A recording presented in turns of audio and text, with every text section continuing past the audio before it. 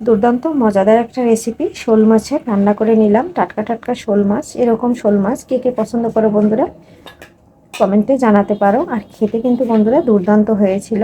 তোমার দাদাভাই খেয়েছে আর আমি কিন্তু ভয়েসটা দিয়ে দিয়েছি। অসাধারণ ছিল, অসাধারণ একটা রেসিপিটা ফলো করে রান্না করে দেখতে পারো একবার। আর যদি ভিডিওর কোনো অংশ ভালো লেগে থাকে তাহলে চ্যানেলটা সাবস্ক্রাইব করে সাথে থেকে যেতে পারো। আর বন্ধুরা একটা লাইক দিয়ে কন্টিনিউ করবে, যাতে তোমাদের একটা লাইকের কারণে ভিডিওটা আরও নতুন নতুন বন্ধুদের কাছে পৌঁছে যায়। নমস্কার বন্ধুরা, সবাই কেমন আছো? আমি পাপড়ি কিচেন অ্যান্ড ব্লগ থেকে চলে আসলাম নতুন একটা রেসিপি নিয়ে। দেখো, রান্না করবো শোল মাছ। নিয়ে নিচ্ছি বড় সাইজের 5 টুকরা শোল মাছ। এখন এটা আমি হলুদ লবণ দিয়ে মেখে সুন্দর করে ভেজে নেব। আর মাছটা কিন্তু বন্ধুরা আমি ভেজেই রান্না করব। দিয়ে দিচ্ছি হলুদ, এদিকে দিয়ে দিচ্ছি লবণ। কড়াই চুলায় দিয়ে দিয়েছি, এখন দিয়ে দিলাম তেল। মাছটা একটু সুন্দর করে মেখে নেব বন্ধুরা। এখন কিন্তু রাত ভোর 5টা বাজে, আজান দিচ্ছে, কিছু মনে করবে না বন্ধুরা। আর আমার কথায় যদি কোনো ভুল ত্রুটি থাকে তাহলে ক্ষমা মার্জিতভাবে দেখবে বন্ধুরা, কারণ আমার অনেক সময় ভুল ত্রুটি কথা হয়ে যায়, যেহেতু আমি রাতে ভিডিওগুলো করি। আর আমি সারাদিন অনেক ব্যস্ত থাকি বন্ধুরা, এর জন্য সবাই একটু ক্ষমা দৃষ্টিতে দেখবে।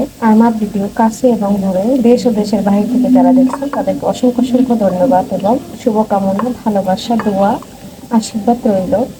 দেখো, কথা বলতে বলতে মাছটা মাখা হয়ে গেছে। তেলটা কিন্তু গরম হয়ে গেছে, মাছগুলো দিয়ে দিচ্ছি। আর মাছটা কিন্তু সুন্দর করে লাল লাল করে ভেজে নেব। আর এভাবে এটা কিন্তু বন্ধুরা নদীর শোল মাছ, অনেকটা বড় সাইজের শোল মাছ। একটা পাশ ভাজা হইলে আমি আর একটা পাশ সুন্দর করে উল্টে দেবো। মাছটার একটা পাশ ভাজা হয়ে গেছে, একটা পাশ আমি উল্টে দিচ্ছি। আর এটা কিন্তু বন্ধুরা একবারে গোটা মাছ, 7টা মাছ ধরে তারপরে দিয়ে গেছে আমার এক মেয়েছে। আর এখানে কিন্তু নদীর পাড়ে বাসা, সবাই মাছ ধরে। আর টাটকা টাটকা মাছগুলো আমি পাই। দেখো বন্ধুরা, মাছটা কিন্তু আমার ভাজা হয়ে গেছে, এখন আমি তুলে নেব। মাছটা তুলে নিয়েছি। তেলের ভিতরে একটা তেজপাতা আর দিয়ে দিলাম ছোটো সাইজের 2টা দারচিনি। ফোড়নের জন্য দিয়ে দেবো গোটা জিরা। দিয়ে দিচ্ছি সামান্য পরিমাণে। গোটা জিরা দেওয়ার পরে এখানে দিয়ে দিচ্ছি কিছুটা পেঁয়াজ কুচি। এখন এটা সুন্দর করে কষিয়ে নেব। আজকে মাছটা আমি কোনো কিছু দেবো না, খালি ভুনা করবো। মাছের কাঁচা গন্ধটা চলে যাওয়ার পরে আমি এখানে কিছু বাটা মশলা ব্যবহার করবো। পেঁয়াজটার কাঁচা গন্ধটা চলে গেছে, এরপরে দিয়ে দিলাম কাঁচামরিচ, সামনে দিচ্ছি রসুন বাটা আর পরিমাণ মতো একটু আদা বাটা। জলটা দেওয়ার কারণ হয়েছে মশলাটা যাতে কালারটা সুন্দর থাকে। এখন এখানে আমি জিরা মশলাটা ব্যবহার করব। এখানে দিয়ে দিচ্ছি পরিমাণ মতো হলুদ, এখানে দিয়ে দিচ্ছি পরিমাণ মতো মরিচ। মরিচটা দুটো দিকে যে যেরকম ঝাল থাকে সেরকম দিকে। সামান্য পরিমাণে লবণ, স্বাদ অনুযায়ী একটু ধনের গুঁড়ো দিয়ে দিচ্ছি। সব মশলা দেওয়া হয়ে গেছে, এখন আমি সুন্দর করে কষিয়ে নেব। দেখো বন্ধুরা, তেলটা কিন্তু ভেসে উঠেছে, মশলাটা কিন্তু এদিকে কষানো হয়ে আসছে। এরপর যে আমি ভাজা মাছটা দিয়ে একটু কষিয়ে নেব। তারপরে এখানে আমি গরম জল ব্যবহার করব।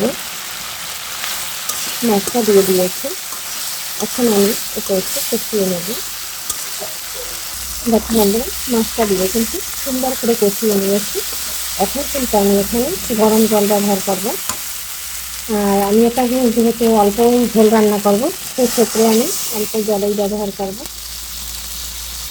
জলটা দিয়ে দিয়েছি। এখন আমি এটা 2 মিনিটের জন্য ঢাকনা দিয়ে ঢেকে দেব। 2 মিনিট পরে চলে আসলাম, ঢাকনা দিয়ে ঢেকে দিয়েছিলাম। ঢাকনাটা তুলে এলাম, একটু নেড়ে দিচ্ছি।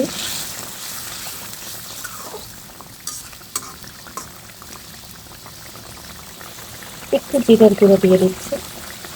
এখন দিয়ে দেবো ধনিয়া পাতা।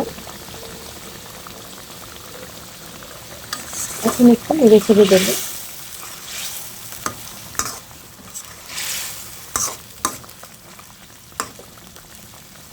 শোল মাছ রান্নাটা কিন্তু আমার বন্ধুরা হয়ে গেছে। এখন আমি নামিয়ে নেব।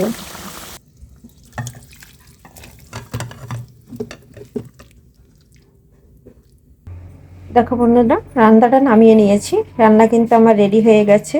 আর খেতে কিন্তু বন্ধুরা দুর্দান্ত হয়েছে, অসাধারণ ছিল শোল মাছটা, আর অনেকটা মজা হয়েছে। Bye bye.